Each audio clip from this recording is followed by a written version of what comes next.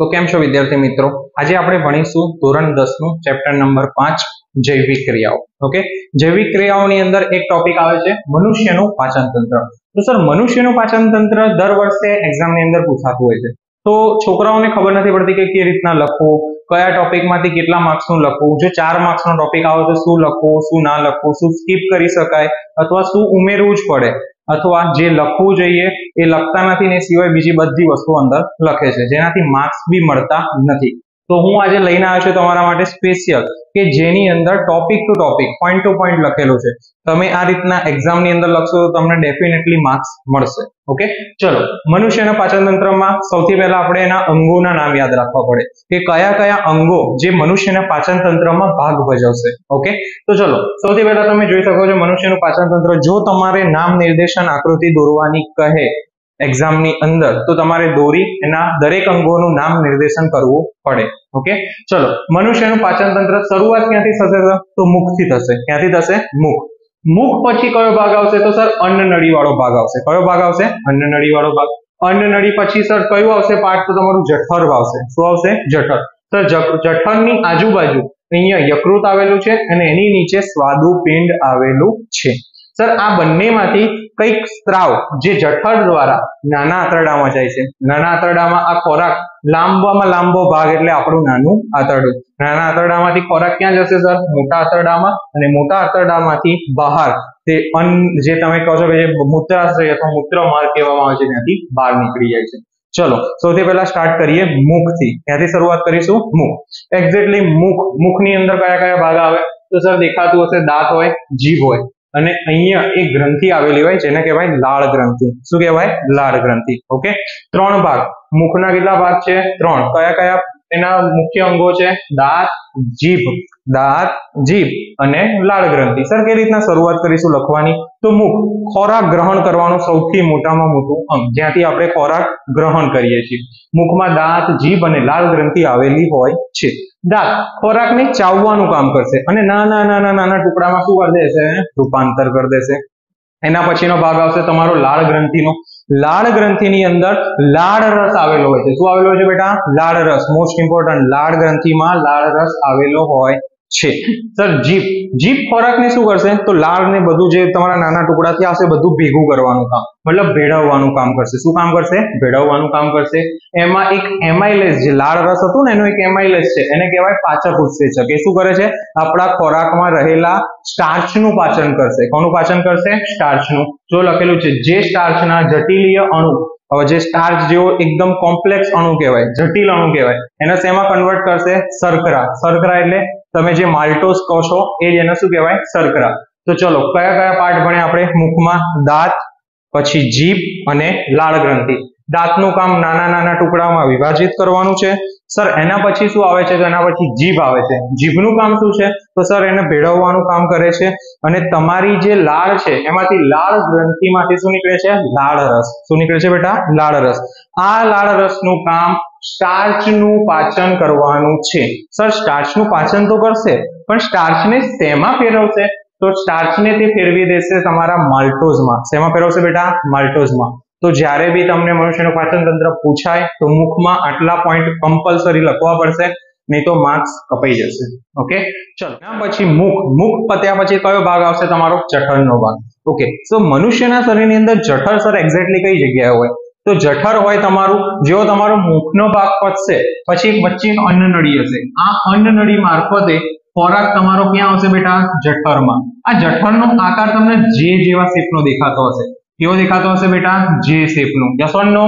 Okay, ચલો જઠર કેવી રીતના કામ કરશે? તો જ્યારે બી તમારો ખોરાક મુખમાં ચાવીને મતલબ અર્ધપાચિત બની જશે તો હવે એ ખોરાક કોના મારફતે સર જઠર સુધી આવશે?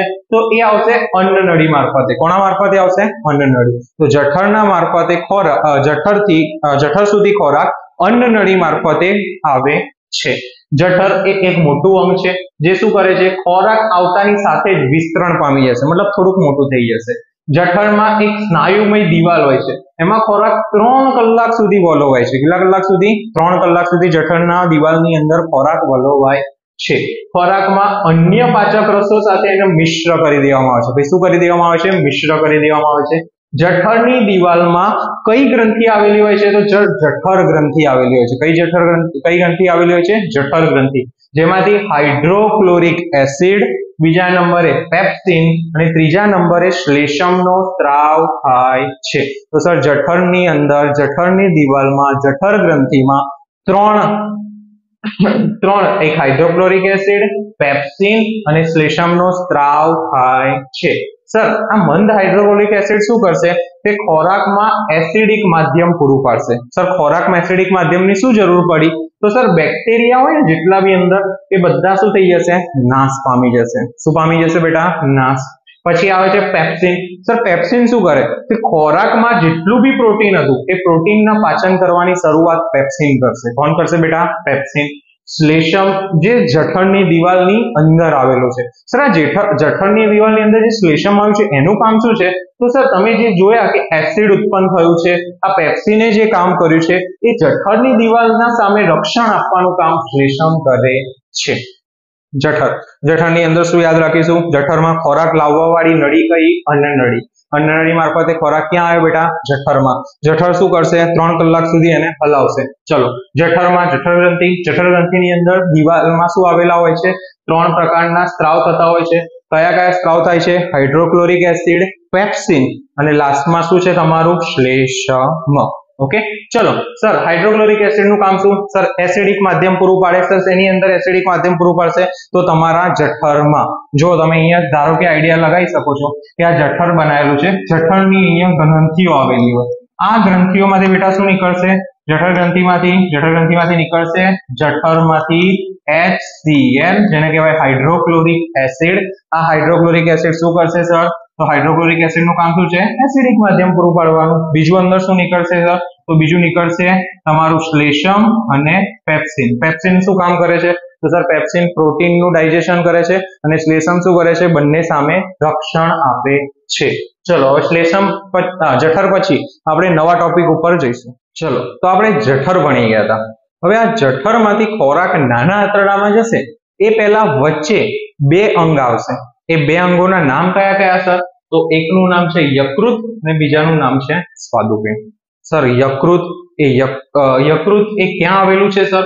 તો તમને આ જોયું હતું, આ તમારું જઠર હતું, હા કે ના? સર આ જઠર હતું, તો જઠરના એક્ઝેક્ટ ઉપરના ભાગમાં તમારું યકૃત આવેલું હોય છે. સર બીજો ભાગ છે તમારો સ્વાદુપિંડ. સર સ્વાદુપિંડ ક્યાં આવેલું હોય છે? તો સ્વાદુપિંડ એ યકૃતના નીચેના ભાગમાં, જેમ તમે જોઈ શકો છો આ જઠર છે, જઠરના એક્ઝેક્ટ નીચેના ભાગમાં આ તમારું શું આવેલું છે સર? સ્વાદુપિંડ. શું આવેલું છે મિત્રો? સ્વાદુપિંડ. ઓકે, ચલો યકૃત. સર યકૃત કોનો સ્ત્રાવ કરે છે? તો યકૃત સ્ત્રાવ કરે છે પિત્તનો. શેનો સ્ત્રાવ કરે છે? પિત્તનો. સર જેનો સંગ્રહ પિત્તાશયમાં થશે. શેમાં થશે બેટા? પિત્તાશયમાં. સર પિત્તાશય એક્ઝેક્ટ કેવું હોય? તો લીલાશ પડતા રંગનું હોય, જે આલ્કલાઇન હોય. આલ્કલાઇન નો મતલબ શું થાય સર? તો બેઝ થાય. શું થાય બેટા? ચેપ્ટર નંબર 2 માં તમે ભણ્યા હતા આલ્કલાઇન. આલ્કલાઇન નું શું કહેવાય? બેઝ. તો મતલબ યકૃત પિત્તનો સ્ત્રાવ કરે, પિત્તાશયમાં હોય અને કેવા કલરનું હોય તમારું? લીલાશ પડતા પીળા રંગનું હોય. સર મુખ્ય કાર્ય શું છે? તો જઠરમાંથી આવતા એસિડિક ખોરાકને શેમાં ફેરવી દે છે? આલ્કલાઇન મતલબ બેઝમાં ફેરવે છે. શેમાં ફેરવે છે? બેઝમાં મિત્રો. શેમાં ફેરવે છે? બેઝમાં. નાના આંતરડામાં ચરબીના મોટા મોટા ગોળકો હોય, આ ગોળકોને વિખંડિત કરવાના અને નાના નાના ગોળકોમાં ફેરવવાનું. આ કામ કોનું છે સર? યકૃતનું છે. કોનું છે બેટા? યકૃતનું. ચલો નીચે અહીંયા સ્વાદુપિંડ. તો સ્વાદુપિંડમાં સ્વાદુરસનો સ્ત્રાવ થાય છે, જેમાં 3 ઉત્સેચક કયા કયા? Trypsin, lipase, એમાઇલેઝ. Trypsin, lipase, એમાઇલેઝ. Sir જેવા પાચક ઉત્સેચકો આવેલા હોય છે. સર ટ્રિપ્સિન નું કામ શું? પ્રોટીન નું પાચન. લાઇપેઝ નું કામ શું? તો ચરબીનું પાચન. અને એમાઇલેઝ નું કામ શું? સર કાર્બોદિતનું પાચન. ચલો અહીંયા સુધી ખબર પડી ગઈ. આપણે શું કરીશું સર? યકૃત લખીશું, યકૃત પછી સ્વાદુપિંડ. યકૃતની અંદર શું આવ્યું? પિત્ત. પિત્તાશયની અંદર સંગ્રહ પામે, લીલાશ પડતા પીળા રંગનું હોય, વધારે પડતું બેઝ હોય એટલે એને શું કહેવાય? આલ્કલાઇન. આ 4 મુદ્દા લખવા અનિવાર્ય છે, તો જ તમને માર્ક્સ મળશે. પછી આવે છે સ્વાદુપિંડ. સ્વાદુપિંડ એક્ઝેક્ટલી કઈ જગ્યાએ છે સર? તો નીચેના ભાગમાં તમે જોઈ શકો છો. સ્વાદુપિંડમાંથી સ્વાદુરસનો સ્ત્રાવ થાય છે. એની અંદર 3 કયા કયા હતા? ટ્રિપ્સિન, લાઇપેઝ અને એમાઇલેઝ. જે શું કરે છે સર, તે પાચક ઉત્સેચકો છે. શું છે? પાચક ઉત્સેચકો. જેમાં તમે લખી શકો છો કે ટ્રિપ્સિન પ્રોટીનનું પાચન કરે છે, તમારું લાઇપેઝ છે ચરબીનું પાચન કરે છે, અને તમારો જે એમાઇલેસ છે એ કાર્બોદિતનું પાચન કરે છે. ચલો હવે યકૃત અને સ્વાદુપિંડ પરથી આપણે ક્યાં જઈશું? નાના આંતરડામાં. ઓકે, તો હવે આપણે આવી ગયા છે નાના આંતરડામાં. આ નાના આંતરડાનો ક્વેશ્ચન 3 માર્ક્સમાં અને 2 માર્ક્સમાં બી પૂછે કે મનુષ્યના પાચન તંત્રમાં નાના આંતરડાનું કાર્ય સમજાવો. તો તમે કેવી રીતના લખશો? તો સર લખવા માટે આપણા પાસે નાના આંતરડા વિશે થોડું નોલેજ હોવું જોઈએ કે સર નાનું આંતરડું એક્ઝેક્ટલી છે શું. તો સૌથી મોટામાં મોટું લાંબામાં લાંબુ અંગ એટલે નાનું આંતરડું. ઓકે, નાના આંતરડામાં ખોરાકનું સંપૂર્ણ પાચન થશે. અહીંયાથી ખોરાક આગળ પાચન થયા વગર જઈ શકશે નહીં. ઓકે, નાનું આંતરડું. તો નાનું આંતરડું સર એક્ઝેક્ટલી કઈ જગ્યાએ હોય છે? તો સર તમે જુઓ આ જઠર છે, બરોબર, અને આ જઠરની નીચે વિદ્યાર્થી મિત્રો આ આટલા ભાગની અંદર ગૂંચળા સ્વરૂપે નાનું આંતરડું ગોઠવાયેલું છે. બરોબર છે. ચલો, નાનું આંતરડું શું કરે છે? તો જે અર્ધપાચિત ખોરાક હતો ક્યાંથી આવ્યો તો? જઠરમાંથી. ક્યાંથી આવ્યો તો? જઠરમાંથી. ક્યાં આવ્યો સર? નાના આંતરડામાં. એ આવવાનું કામ કોણે રેગ્યુલેટ કર્યું, મતલબ નિયંત્રણ કોણે કર્યું એના ઉપર? તો એને કર્યું ની જઠરવાલે. કોણે કર્યું? ની જઠરવાલ. આ ની જઠરવાલ એને શું કરે છે? ધીરે ધીરે નીચે આવવા દે છે ખોરાકને. બરોબર, શું થશે? નાનું આંતરડું પાચન માર્ગનો લાંબામાં લાંબો ભાગ છે, જે કયા કયા 3? કાર્બોદિત, પ્રોટીન અને ચરબી એનું સંપૂર્ણ પાચન કરે છે. નાનું આંતરડું કાર્બોદિત, પ્રોટીન અને ચરબી નું સંપૂર્ણ પાચન કરે છે. નાના આંતરડામાં યકૃત અને સ્વાદુપિંડ, જે હમણાં આગળ ભણી ગયા આપણે, એ બંનેનો સ્ત્રાવ એકબીજા શું થાય છે? ભેળવી દે છે. ક્યાં ભેળવે છે સર? નાના આંતરડામાં. જેવો ખોરાક આવે છે એની અંદર યકૃત અને સ્વાદુપિંડ પોતપોતાનો સ્ત્રાવ શું કરી દેશે? ભેળવી દેશે. નાના આંતરડાની દીવાલમાં શું આવેલું હોય છે સર? નાની નાની આંતરીય ગ્રંથિઓ આવેલી હોય છે, જે શું કરશે સર?